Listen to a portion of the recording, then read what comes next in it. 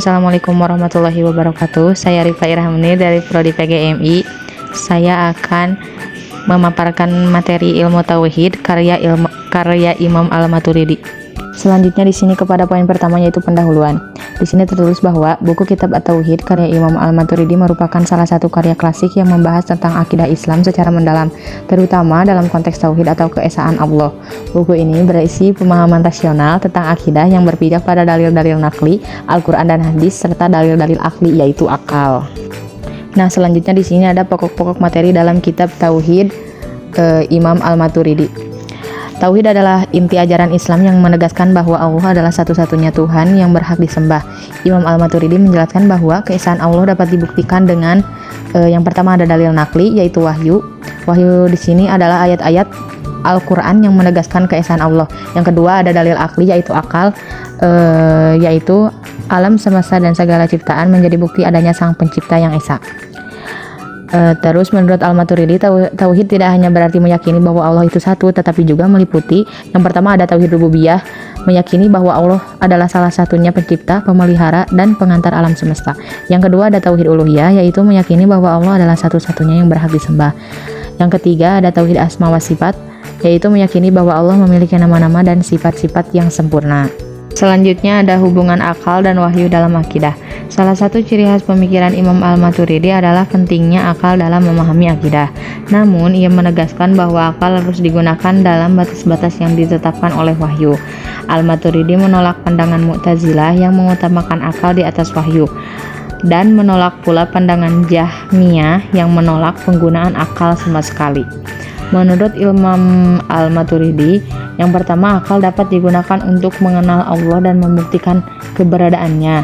Yang kedua, akal juga dapat memahami kewajiban moral seperti kebaikan, keadilan, dan keburukan. Namun, wahyu tetap menjadi sumber utama dalam menentukan akidah dan syariat. Selanjutnya ada sifat-sifat Allah. Imam Al-Maturidi membahas sifat-sifat Allah secara rinci dengan penolakan pandangan ekstrim dari beberapa aliran yang menyimpang.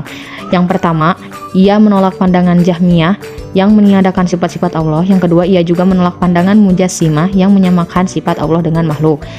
Menurut Al-Maturidi, sifat Allah bukanlah zat Allah, tetapi juga bukan sesuatu yang terpisah darinya. Sifat Allah adalah ajali dan abadi, seperti ilmu, kekuasaan, kehendak, dan kehidupan. Selanjutnya ada takdir, qada, dan qadar. Imam Al-Maturidi menjelaskan bahwa manusia memiliki kehendak bebas, yaitu ikhtiar dalam berbuat, tetapi segala sesuatu tetap berada di bawah kehendak Allah. Pandangan ini berbeda dengan Jabariyah yang meyakini bahwa manusia tidak memiliki kehendak sama sekali dan segala sesuatu adalah takdir mutlak Allah. Yang kedua ada Qadariyah yang meyakini bahwa manusia menciptakan perbuatannya sendiri tanpa campur tangan Allah. Menurut Al-Maturidi, Allah adalah pencipta segala sesuatu termasuk perbuatan manusia. Namun manusia memiliki ikhtiar untuk memilih antara baik dan buruk sehingga manusia bertanggung jawab atas perbuatannya. Selanjutnya ada imam dan amal. Imam Al-Maturidi menegaskan bahwa imam adalah keyakinan dalam hati dan tidak bertambah atau berkurang. Amal adalah konsekuensi dari iman tetapi tidak menentukan keabsahan iman. Pandangan ini berbeda dengan Khawarij yang menganggap bahwa pelaku dosa besar menjadi kafir dan juga berbeda dengan Mu'tazilah yang menganggap amal tidak mempengaruhi keimanan sama sekali. Menurut Al-Maturidi, seseorang muslim yang melakukan dosa besar tetap dianggap sebagai mukmin, tetapi ia dianggap fasik. Imam dan amal adalah dua hal yang berbeda tetapi keduanya saling melengkapi. Yang selanjutnya ada penolakan terhadap pemikiran menyimpang.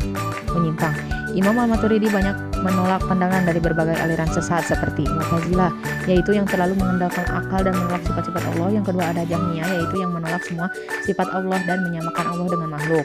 Yang ketiga Qadariyah, yaitu yang meyakini manusia menciptakan perbuatannya sendiri. Yang keempat ada Jabariyah yang meyakini bahwa manusia tidak memiliki kehendak sama sekali. Keutamaan wahyu dalam akidah. Imam Al-Maturidi menekankan bahwa wahyu Al-Quran dan Sunnah adalah sumber utama dalam memahami tauhid dan akidah.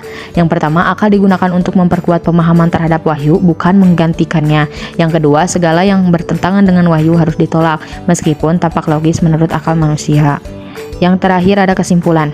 Yang pertama, tauhid adalah dari ajaran Islam yang menegaskan keesaan Allah dan segala aspek. Yang kedua, akal memiliki peran penting dalam memahami akidah, tetapi tetap harus berpijak pada wahyu. Yang ketiga, sifat-sifat Allah harus diimani sesuai dengan yang dijelaskan dalam Al-Quran dan As-Sunnah, tanpa menyerupakannya dengan makhluk. Yang keempat, manusia memiliki kehendak bebas dalam berbuat, tetapi segala sesuatu tetap berada di bawah kekuasaan Allah. Yang kelima, iman adalah keyakinan dalam hati dan dosa besar tidak menyebabkan seorang keluar dari Islam. Alhamdulillahirrabbilalamin. Sekian dari saya. Terima kasih. Assalamualaikum warahmatullahi wabarakatuh.